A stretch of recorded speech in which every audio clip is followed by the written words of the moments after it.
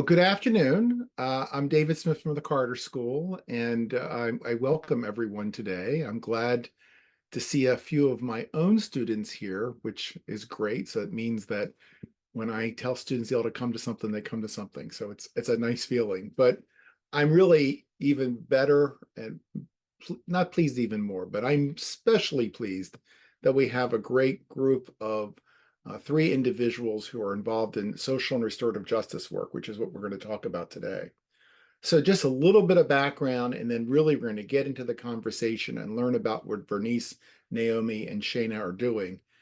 We've been running at the Carter School a monthly series of programs where we bring together a cohort of alumni who talk about a specific, we'll say, sphere or area in which they're working.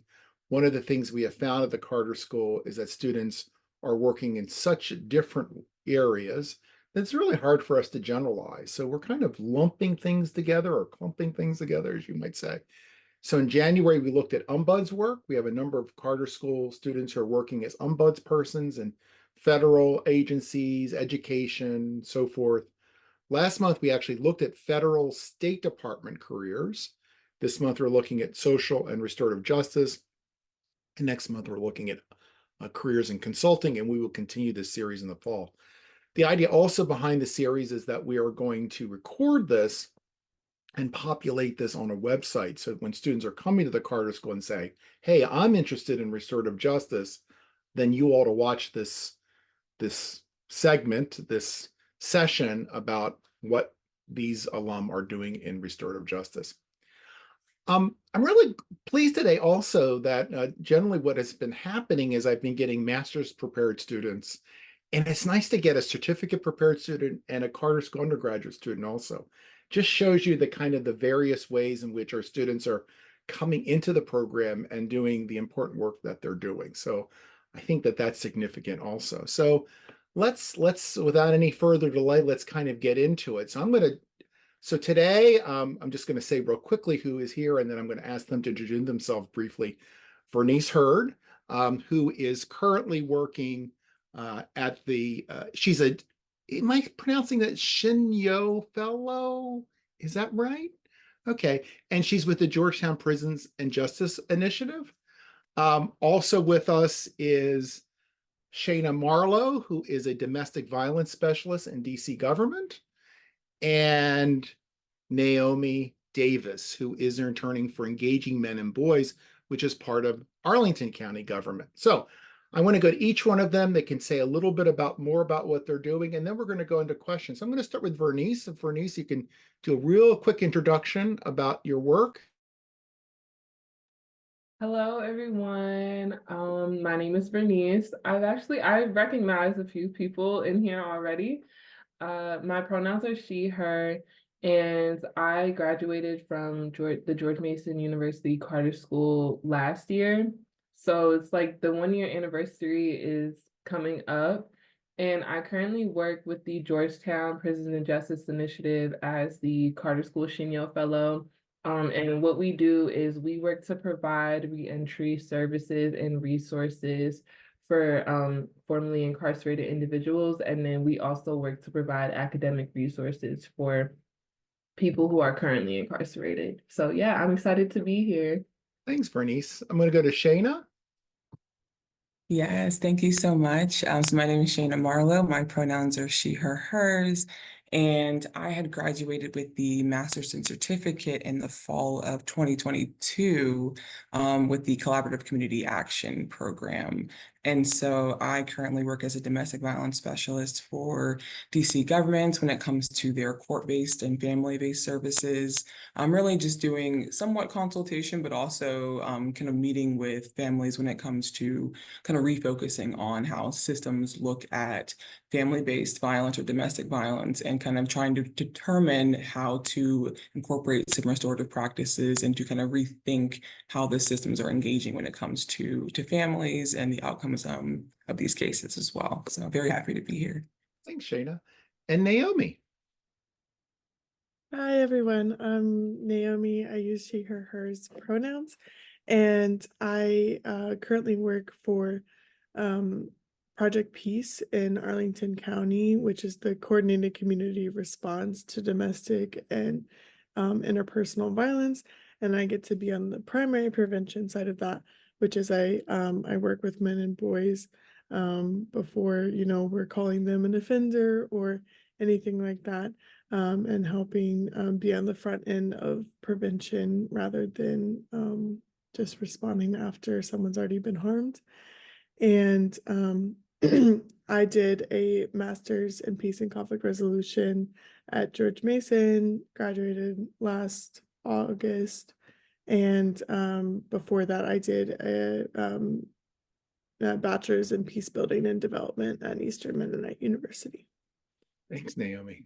All right, now I'm going to double back to Vernice, and Vernice give you a few minutes to kind of go a little deeper. And what I'm interested in is for defining what your work is and thinking about restorative justice and social justice, talking a little bit about what drew you to the work, how your degree helped you, kind of those types of things. And yeah, and I'll put some questions in there as you go. So go ahead, Vernice.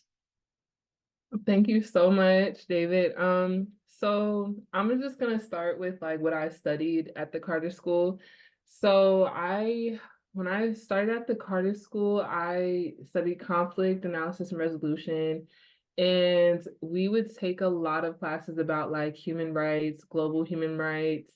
I think the idea of starting to work in restorative justice kind of came from, I want to say it came from Patricia Malden. I took her class that was about like peace in conflict society. Really forget the names of the classes. However, we often talked about how like families may go and want to confront the person that caused them harm or caused the family member harm. And then we went on to talk about like the theory of dehumanization and like how people react when they are dehumanized. And it's like some people may feel victimized, some people may want to offend. And that was kind of like the angle that we looked at. Then we started looking into incarceration, which I attended another class taught by Patricia, and we talked about like basically the basis of incarceration and what happens after a person leaves. And so like we would discuss a lot about how people may recidivate back into prison because when they are released, they don't have any resources. And then on top of that, it's like they're already experiencing like heavy stigmatization due to the fact that they have a criminal record. So that's kind of what got me interested, as I am someone who has like I come from a predominantly Black community where I've seen a lot of my peers be incarcerated, and also I've watched some of my peers have to fight for an expungement due to like a zero tolerance policy in our high school. So it was like I started really thinking about ways that I could help people who are affected by the issue of incarceration, because what was not making any sense to me was how we were going to focus on building peace, but not going to focus on the needs of people who have caused harm. That was kind of like, because I was like, I understand that everybody has needs and that we want to provide impacted individuals with resources. But I was like, it's also important that we do realize that our system is putting people in jail and then expecting them to just be a new person when they come out. And it's usually not how that works. So it's like, how can we also provide for the needs of people who are deprived of basic needs before being incarcerated and are super, super deprived of needs after they're incarcerated. So that was what got the gears turning in my head. So when I got on my fellowship, I was asked like, what did I want to focus on? What did I want to do? I talked a lot about like self-identity and making sure that we're properly like getting people to talk about their experiences. And I was like, I really think I want to work with formerly incarcerated individuals as they are working to find jobs and find housing and things like of that nature. So that's how I kind of found the Georgetown Prison and Justice Initiative. just a rundown of like my day to day. It's like I will say when I first got there, I was instantly rewarded. I feel like because my biggest thing was like I knew that if we were going to interact with like people who are impacted by the justice system, I wanted the direct like conversation. So like one of my colleagues, he was incarcerated for about like 37 years for a crime he did not commit. And he was like super, super smart. And he kind of would like tell us about like his background on his life and like how even just being involved in like, you know, troublesome activities before being incarcerated kind of probably like landed him in the position that he was in, but also like what he learned from just being incarcerated for that long.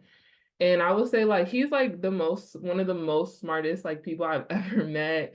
Super, super philosophical. And it was like he's taught me a lot about just like where I stand in society, but he also has taught me a lot about like how he sees the world as someone who lived a certain lifestyle before being incarcerated, who has had to face like being stigmatized while being incarcerated. And even to this day, even though he's released and he has like a reformed life, he still may feel like a type of way about certain things just because of his upbringing. So it's like that was something that was super impactful for me. I've also had colleagues where it's like they were released on policies where it's like they may have caused harm.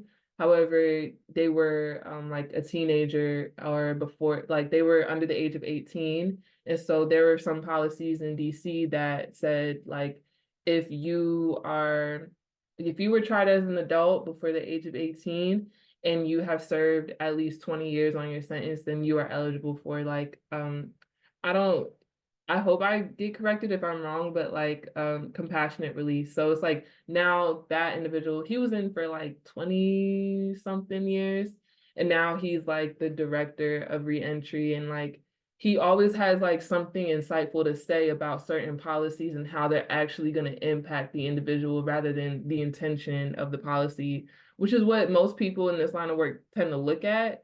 But I would say working in this field has kind of shown me like the reality of how things actually impact people's lives, even if they're good and they have good intentions. But it's like we also do the work of like trying to assess people's needs and trying to figure out like if they have proper stable living. And then we also work to like provide them with some form of credentials and some form of coaching. So it's like we offer like paralegal certification to people who are formerly incarcerated.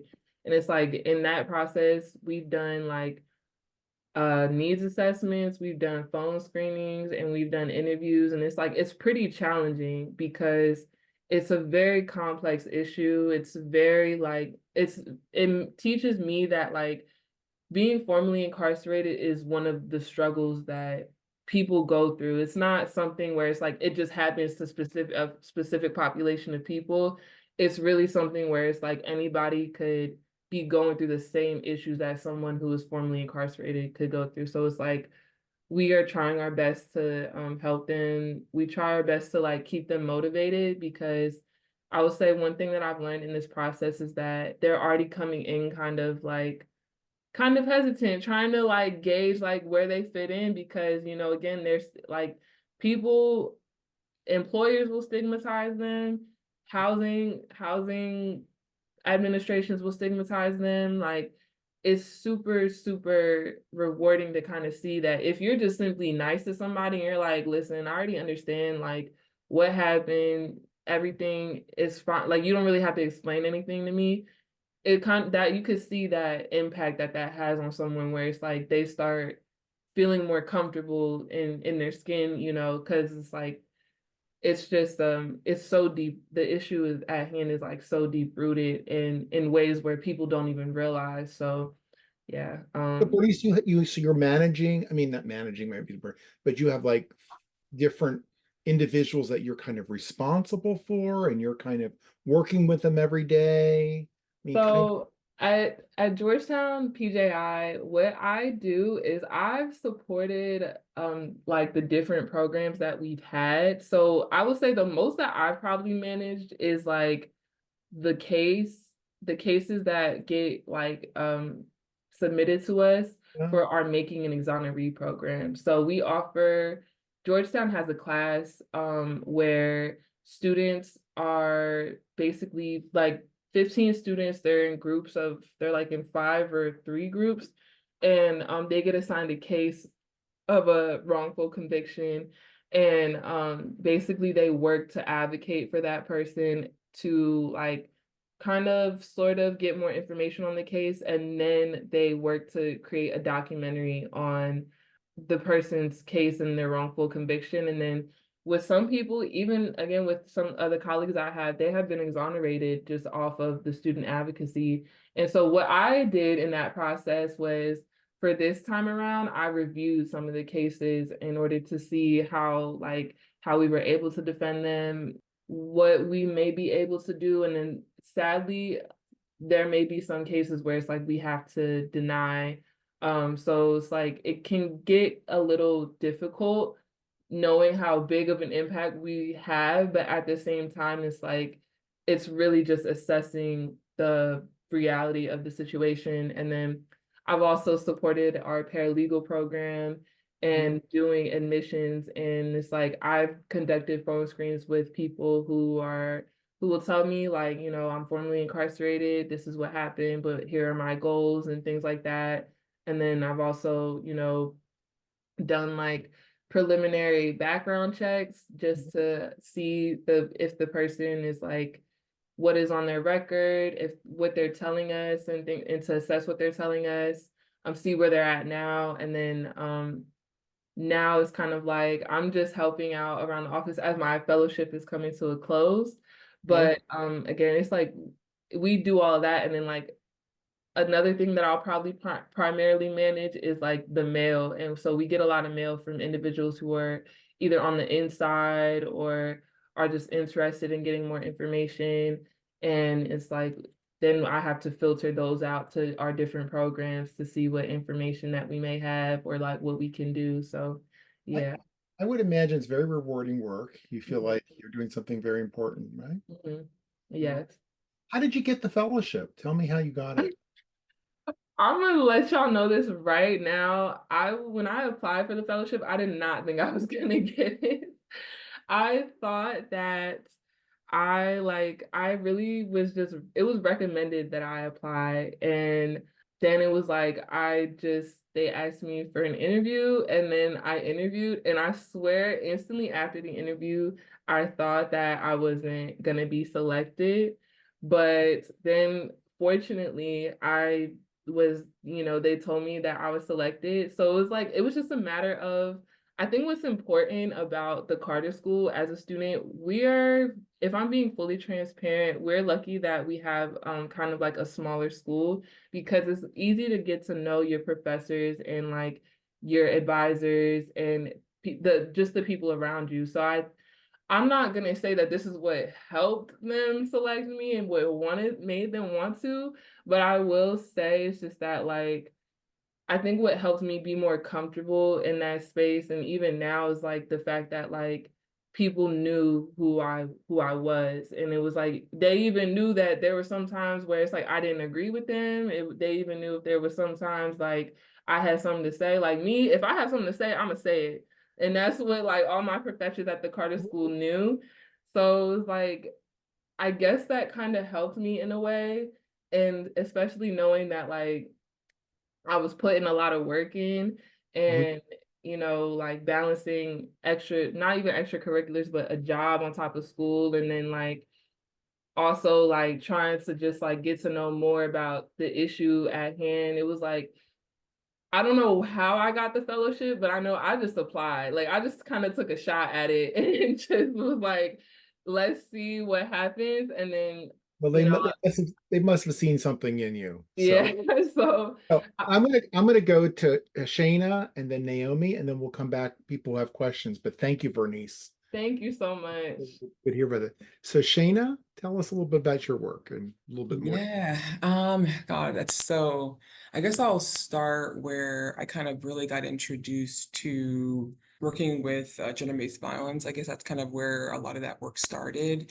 And I did my undergraduate at Old Dominion University in Norfolk, Virginia, and I really was studying psychology and human services as, the core of my studies.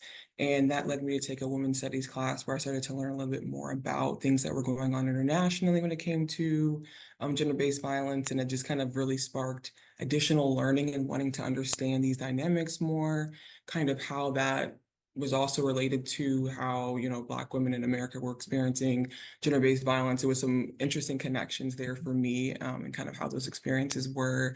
And then, so I ended up taking an internship at that time with the YWCA, who is like a domestic and sexual violence shelter down in that area, and really just started to see a different kind of world of like almost like on that healing side, and where I saw collective healing kind of start to take place with individuals within themselves and their own communities, but also kind of like within those shelter environments, even where if cases weren't able to, end up in their favor when it came to, safety or protection orders or even certain things, that they were able to find kind of communal healing within each other. So that was really nice.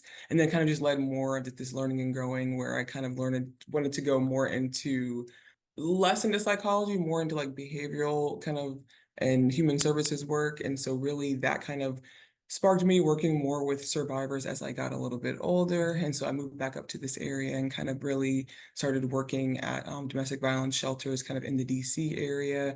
And so those roles were kind of really extensive. Like DC Safe is a really great organization in DC that houses the 24-hour shelter, and getting to work on really like overnight crisis response work. So working with survivors like in the middle of the night who needed relocation or needed to get connected to additional services like hospital accompaniments and court accompaniments and all types of things. And it kind of seemed that time and time again, no matter, what environment I was in, I ended up doing university advocacy for a while as well. And no matter the age or certain population, whenever it was like intimate partner violence or domestic violence, the primary request or need when it came to working with survivors was wanting some sort of alternative process, right? And I think there was this overall understanding within like the community or maybe within media where, survivors were really wanting this punitive response to healing or justice. That was just not what I was seeing with the individuals I was working with. And there really were not kind of having a name for it, just looking for any alternative approach, and often just being asked time and time again, is there anything else that I can do, anything else that can be done that kind of doesn't put the other person in a position to like ruin their life or their future, and really just getting them help. And when you think about that interpersonal connection where people develop that love and understanding of each other, when you truly understand another person, understanding kind of what led them to that point, and not wanting the other person to be harmed because they, maybe were not taking medications, or they were struggling due to a triggering situation, or just unresolved trauma due to whatever else was going on in their lives. And being more aware of that allowed them to see, I just want to get my partner help, even if we're not going to be together, depending on whatever this outcome is. I really wanted to search for an alternative approach. And that kind of led me to do more research on what was existing in the community at that time, what was existing, within the court systems at that time. And that was actually when around like 2020, where those questions became more and more pressing. And so I just did more research and really found Restorative Arlington, which is a wonderful organization. I kind of just started to look more into what they were doing, and they had a lot of virtual circle processes. So really getting to sit in to those processes over time, do some training, figure out what the organization was doing, kind of where that focus was. And the more and more I just engaged in those environments, it for one made sense for the work that I was doing, because this was exactly the response that was being requested by the survivors I was working with. But also even in a personal sense, I think coming from environments where restorative practices within the home and school system would have really been significant for myself and people that I was around. Just kind of, it overall felt like this is where I need to be. This is kind of what makes sense for everything that I want to do when it comes to personal or professional. And honestly, sorry. No, I was going to say at some point you decided to go back to school too, right? Yeah, yes. So Tell us really, a little bit about that too, a little bit. yeah, and so really in getting back into Restorative Arlington, I started to meet Susan Hirsch, right, who is also on the board of Restorative Arlington, and speaking with her and kind of meeting with her. And I found out she was a professor at the Carter School. I actually ended up just asking her if she'd be willing to meet with me, to just kind of talk about what that path looked like.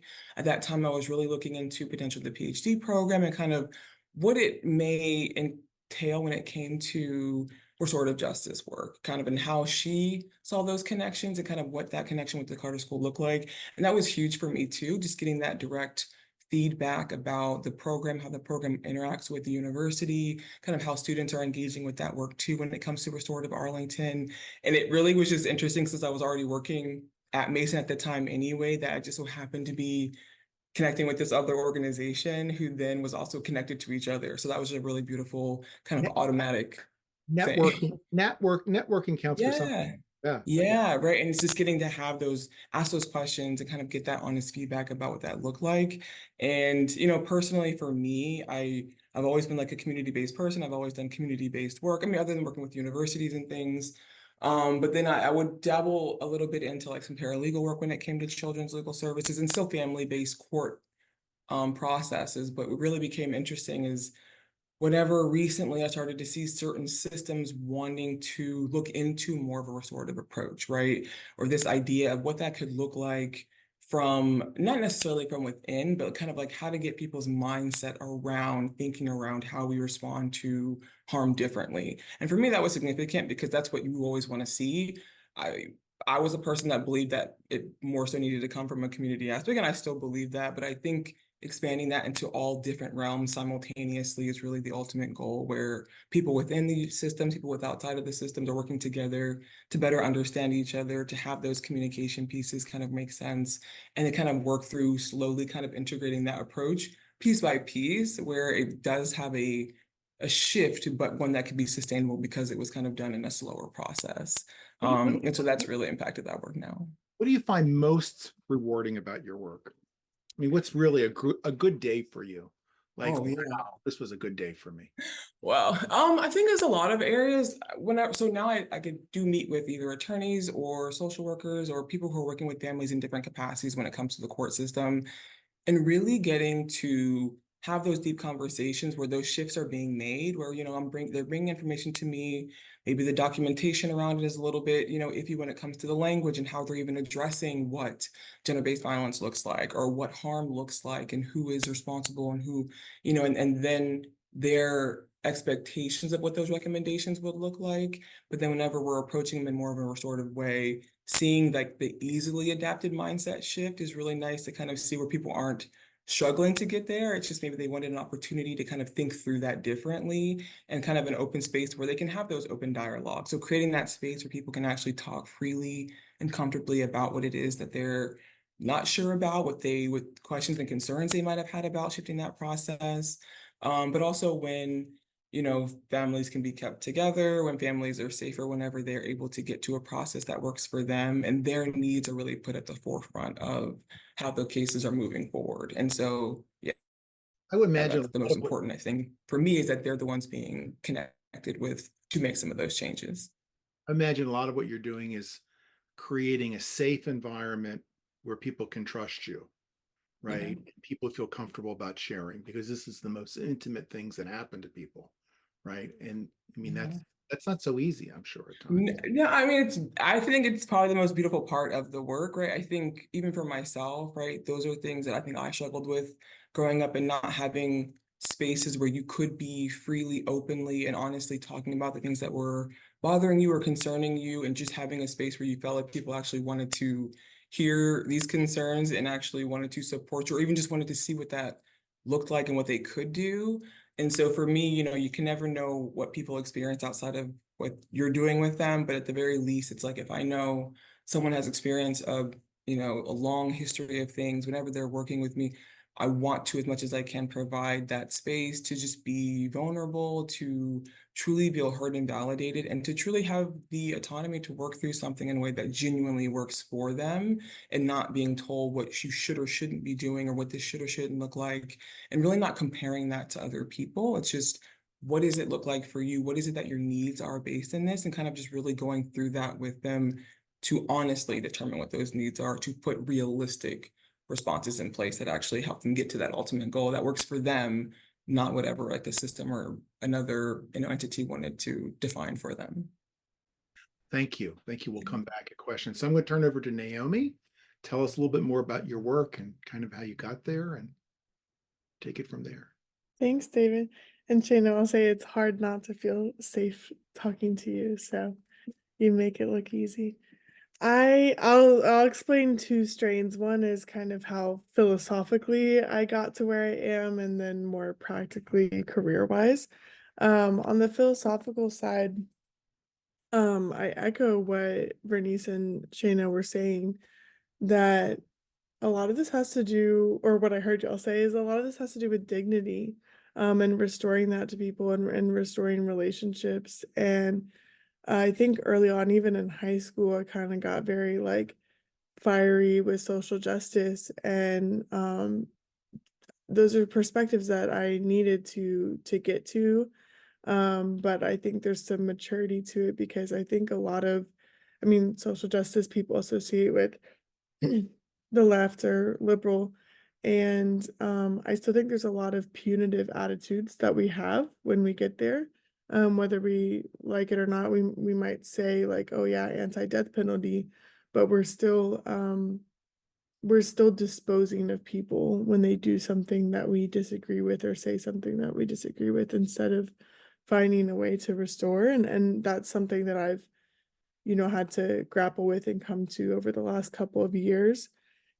So I started thinking about like, what do I actually wish would happen? Like, because I fundamentally, like with values, I believe that no one is disposable, and everyone has dignity, and that dignity should be honored. And sometimes it's hard to say that depending on the case.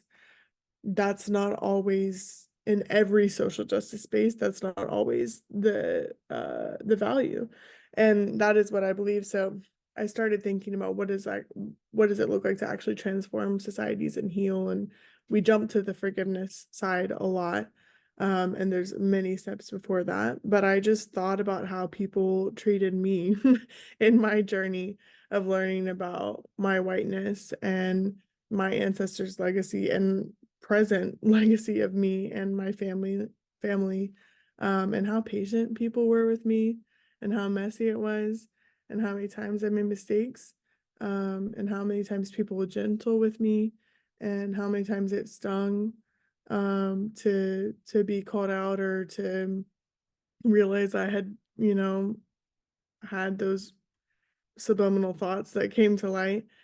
And so that made me think of how we can approach oppression in general, and how we really should be, in order to do long-term healing and make life better for people that are experiencing oppression, we have to interrupt oppressors. And we do, rightly, we focus on people being oppressed, but really I think my life plan so far is, I think we really need to look and observe and think about people that are in the oppressor group, and how we can heal and figure out ways to interrupt it, aka prevention. As I said, my job is in prevention, and I'm working with men and boys now. I thought it was going to be more with race and ethnicity, but that's kind of how I got there, and it helped me develop more compassion for men, and more understanding of how much of a struggle it is to be a healthy and safe man in this world. And there are plenty of them, but I think it's hard to be in that camp. I think there's a lot of pressures pushing in the other direction. So that's where I get to restorative justice, because I believe that restorative and transformative justice holds that dignity, aspect, along with the, you know, the fire that needs to be there with social justice. Practically, I done a lot of things, and I think Shayna mentioning like paralegal type work, I want to throw out there peace builders and conflict resolution, y'all have probably already seen. Nobody knows what we're talking about unless they're already in this world. Like, what do you mean that's your degree? So we have to have a lot of other skills, and I think I use those skills to get me the jobs that I've had since. Like I worked at University Life as a graduate professional assistant while I was at Mason, and that didn't really have anything to do with peace building. I made it about peace building. I did different events that were of interest to me, and tried to make things equitable. I had already had positions in marketing and communications, and I leveraged that. I did some research things while I was at Mason as well and the Carter School. And then my current position now, you asked the day-to-day question. Sorry, David, I know you probably have questions. But I've been doing a massive needs assessment with 307 participants. Doing all the like data analysis with that now. I'm doing a program evaluation for another program. I've done like lots of interviews with people. I do lead workshops, create trainings from scratch. I'm doing all these things I never thought I would be able to like pack into one job. But I think like I'm I'm skipping to the advice part, but don't think the side hustles of a communications job or social media or whatever are holding you back from, you know, like I want to meet with the clients or I want to be a part of this peace deal or whatever your goal is. Like those, we need those because people don't know what this job is, and we have to have it all to market it to get to those positions. Well, you're not just doing one thing. All three of you are doing different things. Like your days never look the same. I could imagine, right? One of the things that whenever I talk to restorative justice practitioners and social justice, I guess, is that one of the things is kind of changing the culture of the victim to the culture of empowerment, right? For people who become targeted and trying to raise them up so that they can succeed. And the other end is looking at the machismo kind of masculine culture in our society and how that perpetuates and fosters a lot of oppression. Also white privilege, of course, but this kind of thing. And how do we approach that in a sense? Like these are two kind of delicate kind of things to look at in a sense, right? I mean, do any of you have thoughts on that? I mean, this idea of empowerment, I think, is this something that people come and they've had a situation and you want to reassure them, but you also want to empower them, right? Shayna. Yeah, I'll definitely say too, like in that self-efficacy piece too, right? It's like Yeah. remembering that you are capable, right? You have the capabilities to do these things. It's just what is it that you need in order to get to that point of even believing that or remembering that, right? Especially depending on what you've been through. It may have been utilized as a tactic, right, to break someone's willpower down, right? And I think another important part that you said, right, it's focusing. Like when I talk about my work and like shifting a mindset, I think maybe I didn't even specify like shifting a mindset around providing safety and support for someone who's experienced harm, but also accountability for someone who's caused harm, but in a way that truly tries to understand the individual, right? And not just the situation.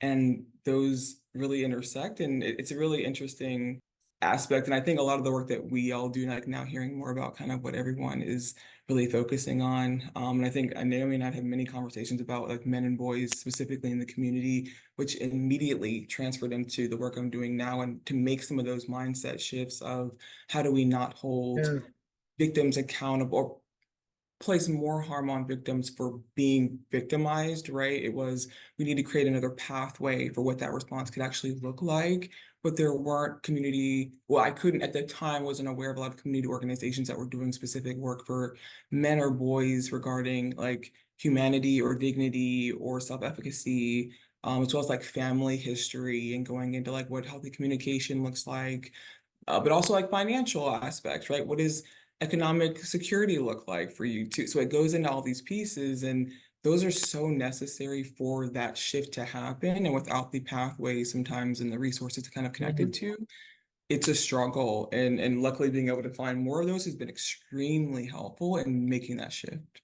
You reminded me when we look at people who, I'll use the word oppressor, or people who commit domestic violence, they've come from domestic violence settings, right? By and large, right? So it isn't like it just happened one day. That's what they learned, because that's, Yeah. so you're breaking not only the pattern for them, but the pattern in society almost, right? You Yeah. really Oh, it's the mindset around it is huge. Yeah. much more. Vernice, what do you, you're dealing with people who are formerly incarcerated, so this going from the victim to the empowerment so that they can do things. I mean, is it fair to assume a lot of people who are kind of where you are feeling lost in what they're supposed to do now? And then having feeling empowered is really important. Well, I think when I first kind of came into this work, like when I realized like, oh my gosh, I kind of have my dream job, I really tried to switch it from an angle of like, I'm here to provide something for you, but also it's like I understand what you're feeling right now, because a lot of like what it's just like what you said, where it's like we have to try and figure out a way to empower them, and they're in sometimes a severely desperate situation of like, I have nowhere else to go, nobody, I have no job.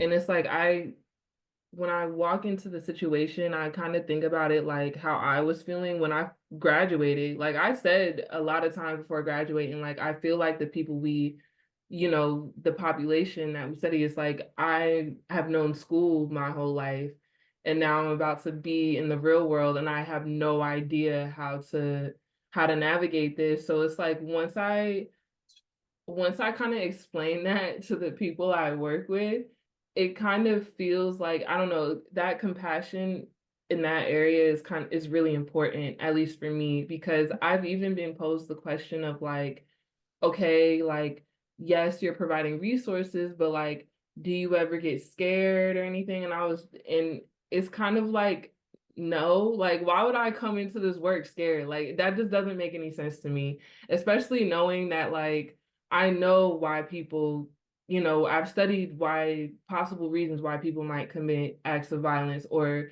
might commit acts of crime. Like, I already know all of that. So it's like, when doing this work and working with that population, it's so important to kind of have that sense of empathy of the fact that like you're dealing with the population of people, or you're just with people who it's like you would meet on a day to day. And if it wasn't for you not knowing, you probably think that they're like the nicest person ever.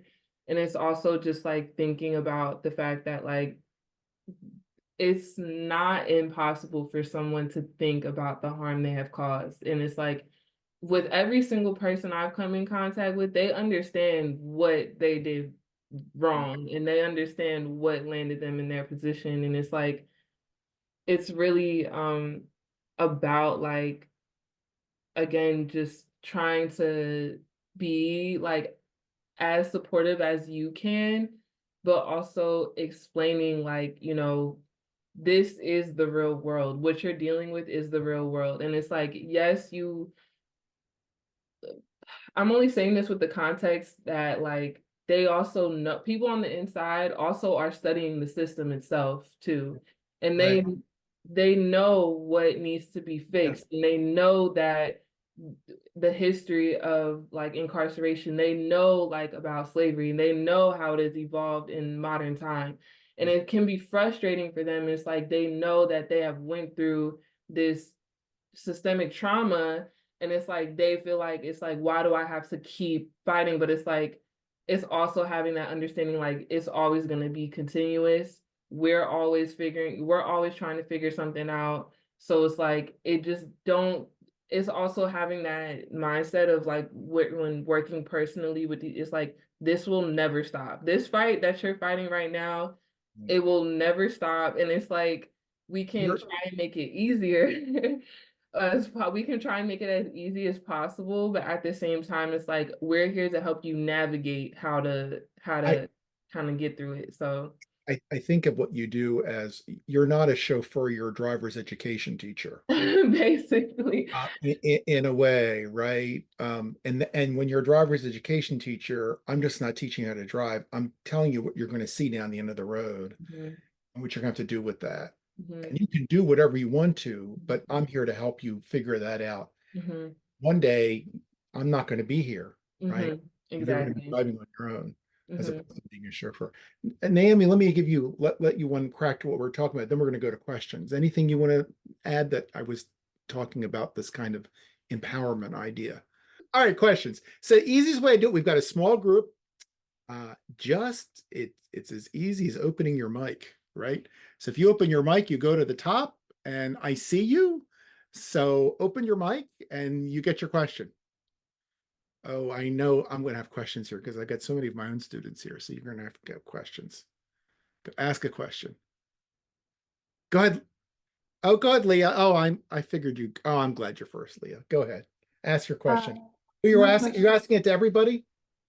Just specifically to Vernice, but if the other ones, I can kind of make it a little bit broader about the degree program wise.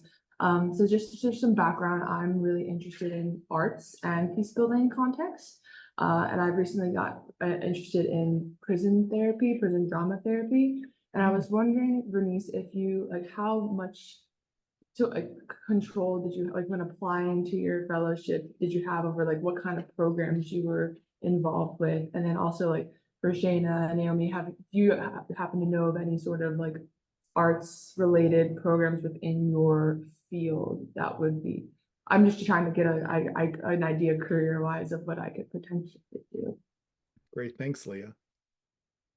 So to answer your question, when I first started out, in the early, right before my fellowship was officially starting, one of the first things that I wanted to do was I wanted to figure out a way to discuss comics and how it is kind of parallel to Black culture and rap music, because a lot of the rappers like MF Doom and Wu-Tang, they're inspired by action figures and comics and everything. So it's I wanted to figure out how to do that. And also I like to make my own comics because I took a class in my last semester, and it honestly changed my whole life and how I view my own capabilities and other people's capabilities, because at the same time I was still focusing on the incarcerated population.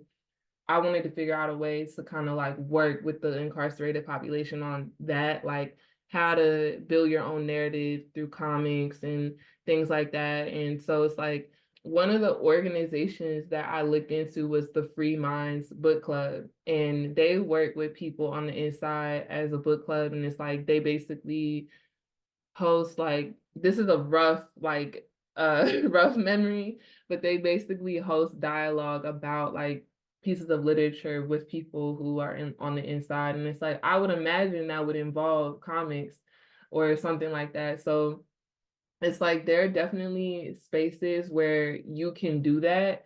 And even with the Georgetown Prison Justice Initiative, we have I believe we used to have an art department. Now it's more focused on I know we have theater and performing arts and things like that. And it's we even have some people from the inside, when we do in our last annual report, somebody drew something. One of the students drew I don't know if y'all ever been to DC and y'all seen the Georgetown building. It's kind of old and cathedral. Yeah, exactly. So somebody drew that from the inside, and it was used in our annual report. And then I also have a pamphlet right here, actually. I picked it up on this random day. Somebody gave it to me. And I think it's about like an art program. Yeah, that's the front post. It's like an art program of, from people who are on the inside. So it's like if you're interested in art and you really want to like go into it and then figure out how to work with the incarcerated population, there are definitely avenues you could take. And then if you would like, I could also give you the information on this. Yeah, this is the Vernice, Florida Prison Education Project. So it's like a lot of prison education projects do focus on artistic interests. So Vernice, there's probably a URL on the back of that, a website. oh, it's blurry. Hold on. Yeah, no, but why don't you write it in the chat? Why don't you put it Yeah, in I the got you. Okay. Okay, Shayna and Naomi, do you have anything to add to what Leah's asking? One other thing I would say, Vernice, you know Leo Hilton, right? Most of you know Leo, right? Yes, I love Leo. Leo may be a person that we should connect Leo with because Leo's on the inside. He's a Carter School graduate. He's incarcerated in Maine. He's doing fantastic work. He's teaching. I mean, this guy is just phenomenal. And I'm going to connect you. Probably worthy to connect you with Leo, I would think. So, all right, let me go to Kayla has a question. Kayla. Hello. Hi, my name is Kayla. Thank you for this event. Very quick background. I'm currently a PhD candidate at the Carter School. I went to Georgetown for my master's, so I'm very familiar with everything. I had the privilege and honor of being with Naomi and Shayna in classes. So very excited to see some familiar faces. Agree with the statements that were discussed about when you're trying to present yourself as a peacemaker and how that can be excuse me, misunderstood. Particularly when you are trying to be in institutions that focus on function, right? It's not so much people focused, it's maybe more business driven, right? So in some of those cases, it's hard to measure. I don't want to say success or impact, but maybe a personal measurement may be contrasted with what the organization you're representing maybe has measurements of what their goals are. So I wanted to ask, have you run into cases where you've kind of been bumped up against trying to do your work and keeping it people focused while existing in an institution that's a bit more, I don't want to say capitalistic, but is not driven in that sense? And how have you maybe responded to that? It's a really good question. Bernice, Shayna, Naomi, you're like the square peg in the round hole kind of in your institution. And Yes, that is things. Yeah. That's probably often and most common. I think that's the only experience I've ever had, right? To be frank. It's a struggle. It's probably the biggest struggle because sometimes it does feel like you against an institution in itself, and that can be difficult. But I think, right, it's like knowing who you are, and that was going to be like more so like my advice too, right? Like more so knowing who you are within this work is so important, and that is going to be your charge no matter what, and not feeling like you have to stick with necessarily a certain, job or organization because a lot of times you're told information to be brought in and then you see how things really function. And I often find a lack of accountability is the issue, right? There's a lot of great policies and procedures in place. People are doing the work, they're interested in the work. But if there's no real accountability or way to measure accountability, right? That's where you see that things start to fall apart and so it's really, feeling like you can advocate, right? And that can be difficult. Everyone kind of has to determine where that line is for themselves. I think earlier on in the career, it's just kind of like sitting back and you're learning and you're observing and you're absorbing a lot of it. But now I think I'm definitely a vocal person. Like I have no problem sharing those feelings and kind of counteracting some of those things, right? This is kind of what the policies and procedures say. This is what we were brought in on, and kind of holding them accountable based on their own structure and system that they put in place, and kind of trying to figure out like why things are actually not living into what is supposed to be happening, kind of like turning it around a little bit. Not always a favorable approach, I will say, but it's someone that I think for me has been really supportive in just remembering like what are the tools that exist that I can utilize to kind of keep advocating for this in a certain way and not allowing the system to change the way that I approach something, but really just finding different unique ways. And like that's for me, it's like if I can't do something internally, then I'm always looking to my community partners to kind of see what's going on when it's additional out there. But that has been significant in being able to say, oh, well, there's people out here who are doing it, and then they will then get those referrals. Like I will divert things if we have whatever needs to happen to make sure that they're the ones that are getting that either case or that's the recommendation or response put in place, just because that's what's going to live into that social justice piece or that restorative piece and like fitting into what we said we were going to be doing, even if it's not going to be within the organization. I mean, I think what you're suggesting is that our ability to not only have the advice, but make the reference, make the recommendation, to know what's out there. Sometimes you're in a space where you just can't, but you know somebody who will, right? And so developing your network, I mean, you've created a network here of other people that you can call becomes really important. So Naomi and Vernice, anything you want to add to what Kayla was asking? Naomi. Yeah, I think that's a great question. And I think honestly, my career path has been guided a little bit by that, almost running from that type of dynamic, because I almost forget that people like think that way, and I'm like, what? We're gonna help the person. But I am very fortunate. I Arlington County is one of the most, I don't like, progressive is kind of reductive, but like one of the coolest counties I've ever seen function, and in their mission statement right up there is anti-racism and anti-oppression. And so I run into that way less than I think I could in other counties. And then on top of that, I'm not doing crisis work where no matter where you go, no matter how utopic it is, there's like limited resources, and some people are going to have to be told no, or you're going to have to prioritize one thing over the other. And I accidentally ran into that, even though I don't have clients or don't do crisis work, but someone came in and I noticed that she was distressed, like just in the office, and we don't have any clients that come there. And she needed help running from her abuser, and she wasn't from the county. And in my mind, I was like, oh yeah, we got you, like we're gonna help you. And then I went to like get other people, and they were like, oh, like she's not from here, her kids aren't from here, like. And I was like, and I mean, it's all policy, it's all written there, and you know, there's good intentions behind it to prioritize. I mean, we run out of space all the time for shelters.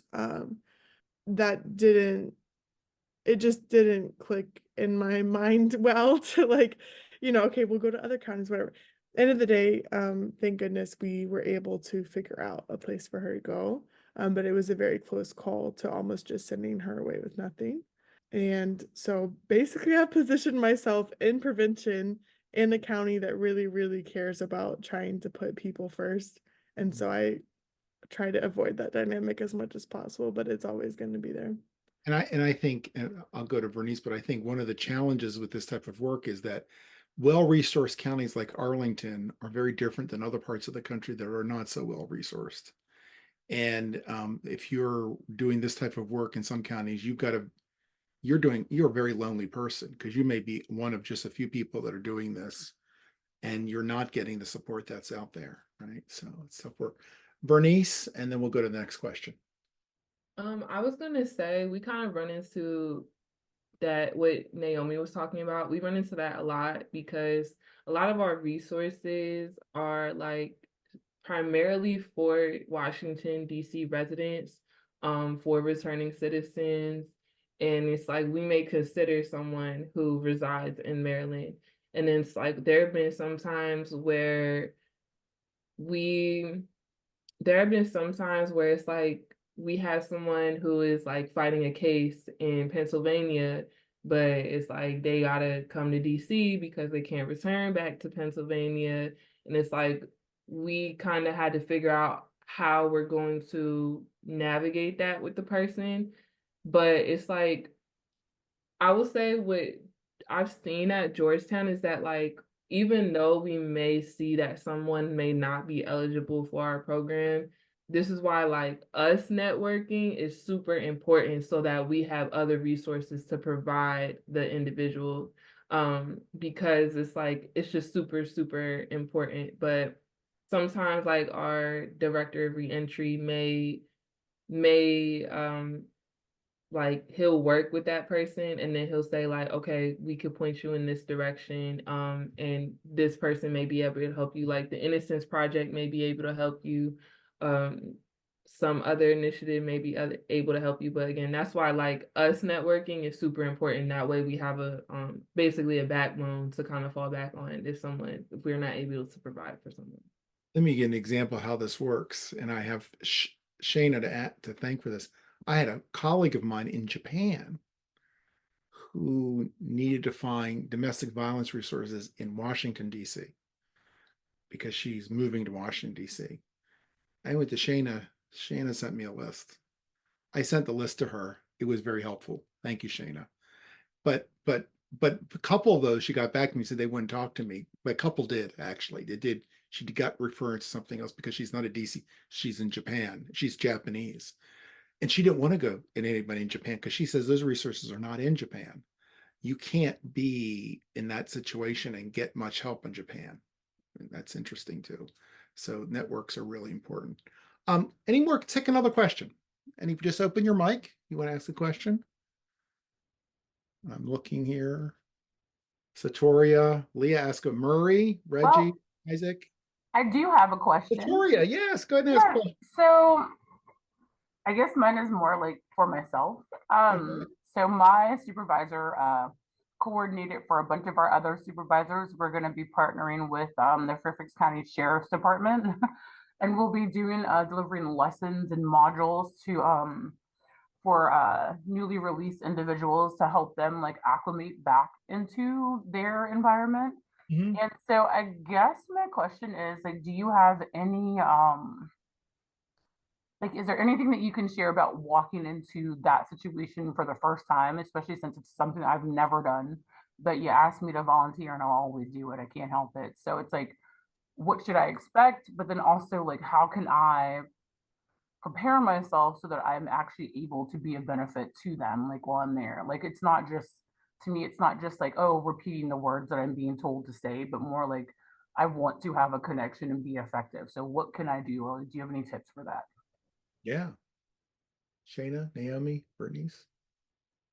So I just wanted to like clarify. So basically you're gonna give a training to the Fairfax County Sheriff's Department about like working with people who are recently released. Is that correct? No. So the Sheriff's Department they're in charge of it, and what they're doing is they wanted people to come in. So like our agency, it's about community and that sort of thing. So they volunteered to be a part of the program. And so the Sheriff's Department will be training us on what to say, which is fine because those are words. But I just want to know from people that are actually doing the work, like what should I expect and how can I be effective?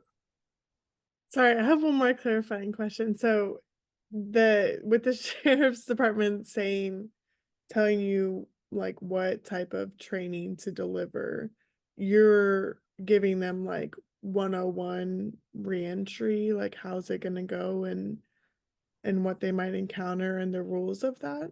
These are lovely questions that I wish I had the answer to. I don't work for the Sheriff's Department. I think, Satoria, once you get more detail, I think I'm going to ask Naomi, Vernice, and Shayna to put their contact information in the chat. I think Okay. we'll have to double back with Yeah. them. But I think Okay, that that's could good. be Thank helpful. you. But I think you probably need a little bit more detail. But thank you. Yeah, and I just wanted to see real quick too, is so what I'm hearing is I guess they're giving you all training of what you're going to be doing, and that's kind of it. And it's just going to be coming from them, from the Sheriff's Department. And I don't know if this is as relevant, and I guess what I'm pretty sure we've all maybe been saying a little bit is pay attention to the population you're going to be working directly with, right? I mean, I'm not sure what kind of information you'll get from the Sheriff's Department. Not to discourage it, I just not sure what that will look like.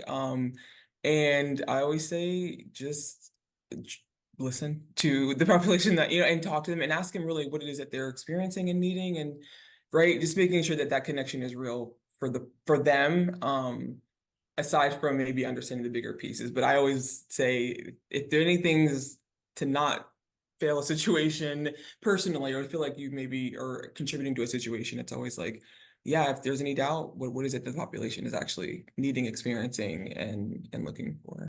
Thank you. Other questions? I'll add real quick to that. I don't work directly with the abusers intervention program, but my colleagues and I are very close who run that. And there's almost never a problem of, and I know this is not specifically people that have been accused or convicted of abuse, but there's almost never an issue with like actually opening up and talking. Most 9 times out of 10, they want to be listened to, and they want someone to hear what they have to say. It's more, there might be issues with respect or language that's used, or approaching things from a different perspective. But yeah, I echo what Shayna said. Like, if you approach from a standpoint of listening, that might get you enough, like that might win you the crowd basically for them to hear what you have to say, because not a lot of people are listening to them. All right, let me ask the three of you to give your last your pearly wisdom, your wise words as people are leaving. What do you want them to know about the field? And it could be about the skills, it could be trying to get work in the field, whatever it is, but kind of what do you want them to say? What do you want? Because they say the last thing you hear is the thing that they remember the most. I would Vernice, just, yes. I was gonna say, my piece of advice is that when you're working in this field, you just want to always come from an angle of like, you want to listen first and then kind of work with them, but also like, of course, understand your positionality. However, like, also look at everyone on like the same level. It's just like we all have, this is really, I don't want to come from like a toxic hustler kind of mindset, but it's like we all have the same 24 hours, and it's kind of like there's a thin line between you and the next person. So it's like always kind of look at things from that angle, where it's just like we are both human and we all are like vulnerable to going through the same thing. So it's just like kind of just like listen first and then try to provide, but also just recognize the humanity between you and the next person. So Thank you. Shayna?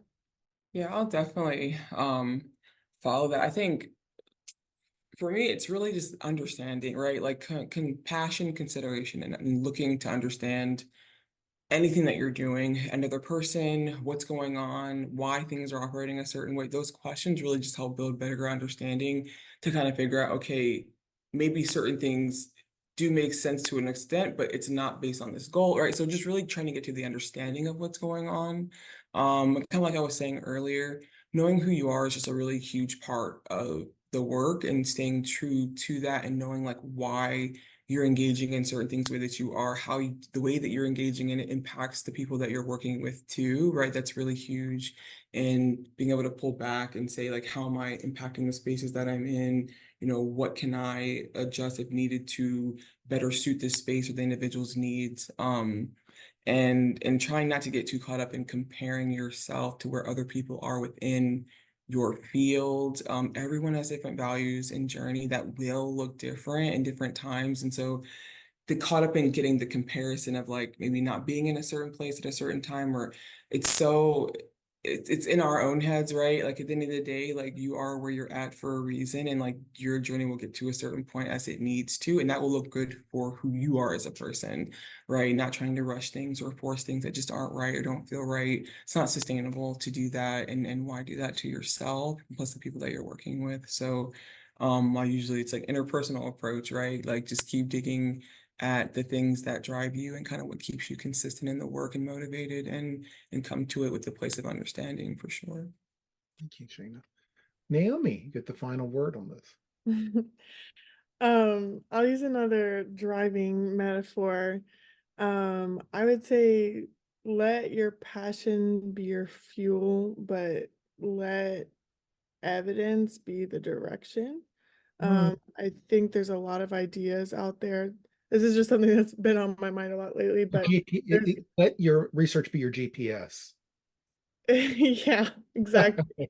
Um, there's so many good ideas out there. There's people with a lot of good hunches that care a lot, and it looks like it might be dry or it might be overwhelming, the options, depending on where you're looking. But we have a lot of assumptions, we have a lot of feelings, we have all of our anecdotes, but try to approach everything with how can I measure this? If I'm starting this workshop, how do I know that this actually worked? I might have put my very best effort into it, but how will I know by the end of the talk that it like achieved my goal? Arlington County is like big on measurements and results, and it's really helped me just get a better understanding of, you know, do no harm and make sure that the impact is a net positive. Take it seriously when you're taking the social research classes and, you know, evidence-based practice and all of that. It really, really matters because it can't just be your opinion that the community has changed for good. You need to figure out how to measure that and make sure that you're making a positive impact. Thank you. So if the three of you, if you are willing to put your contact information in the chat, that would be wonderful. But thank you. Thank you, Vernice, Shayna, and Naomi for your time this afternoon to Carter School and meeting with these students. But for me, it's just fun because I just learn about more people and the great work they're doing. And I mean, we're all doing important work, but the type of work you're doing is really at the core of how we build a you know, a fabric of society that's safe and honest and respectful, gives people second chances, moves our society forward. Sometimes we're kind of dealing at this level, but you're dealing at that level, but you're also dealing at in a very personal way to change lives, which I think is really important work. So thank you. And thank you everyone for being here today. Satoria, Reggie, Isaac, Murray, Leah, nice to see you all. This will be posted on, we're going to have a career posting of all of these sessions at a certain point. We will do one more in May, the end of the year. The second Tuesday of May. We'll look at consultancy. Carter School students who are doing consultancy work. And then we'll start back up in August. So thank you all. Have a wonderful day, a wonderful week. Some of you, I will see you later on in the week, Thursday night for some of you. Others, well, I'll see you when I'll see you. Thanks again.